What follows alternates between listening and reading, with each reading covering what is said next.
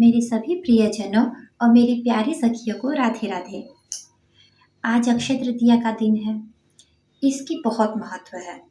इस विषय पे कई कथाएं हैं। आज का दिन इतना शुभ होता है कि इस दिन पे जो भी दान पुण्य पूजा पाठ हवन किया जाता है उसका कई गुना फल मिलता है। अक्षय पुण्य की प्राप्ति होती है।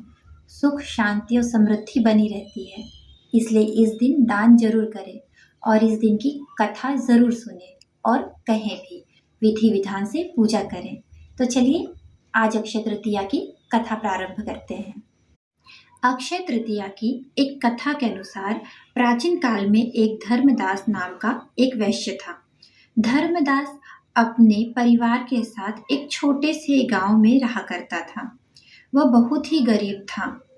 वह हमेशा अपने परिवार के पालन पोषण की चिंता करता था। हमेशा परेशान रहता था। अपने परिवार को कैसे अच्छे से रखे, कैसे उनका पालन पोषण करे। उसके परिवार में कई सदस्य थे।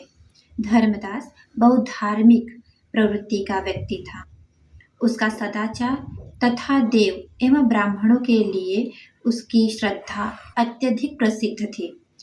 अक्षय तृतीया व्रत के महत्व को सुनने के पश्चात उसने अक्षय तृतीया पर्व के आने पर सुबह जल्दी उठकर स्नान करके, गंगा में स्नान करके व्रत के दिन सामर्थ्य अनुसार जल से भरे घड़े, पंखे, जौ, सत्तू, चावल, नमक, गेहूं, गुड़, घी, दही, सोना तथा वस्त्र आदि वस्तुएं भगवान के चरणों में अर्पित करके फिर उसे ब्राह्मणों को दान की।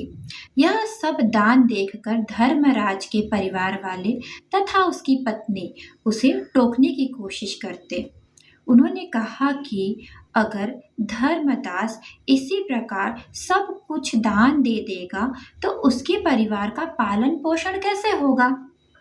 लेकिन फिर भी धर्मदास अपने दान और पुण्य कर्म से विचलित नहीं हुआ और उसने ब्राह्मणों को कई प्रकार का दान दिया।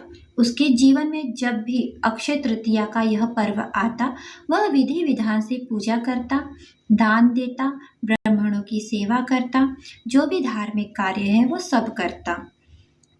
अनेक रोगों से ग्रस्त एवं वृद्ध होने के उपरांत भी उसने उपवास करके पूजा पाठ धर्म कर्म के दान पुण्य के कार्य किए।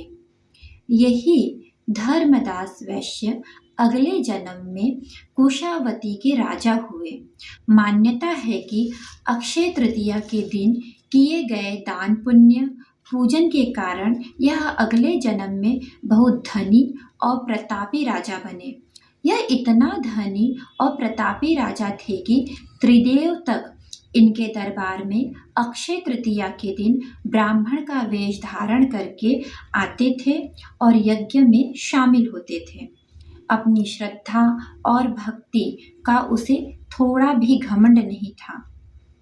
प्रतापी राजा एवं महान विद्वान वैभवशाली वह प्रतापी राजा महान एवं वैभवशाली होने के बावजूद कभी धर्म कार्यों से विचलित नहीं हुए। माना जाता है कि यही राजा आगे के जन्मों में प्रसिद्ध सम्राट चंद्रगुप्त के रूप में पैदा हुए। जैसे भगवान ने धर्मदास पर अपनी कृपा और आशीर्वाद बनाए रखा, वैसे ही भगवान जो भी व्यक्ति इस कथा को पढ़े सुने उसके ऊपर भी अपनी कृपा बनाए रखे। इस अक्षय तृतीया की कथा का महत्व सुनना और विधि विधान से पूजा करना बहुत महत्वपूर्ण होता है। इस पे जो भी पूजा पाठ या दान पुण्य किया जाता है उससे हमें बहुत पुण्य, यश और कीर्ति की प्राप्ति होती है।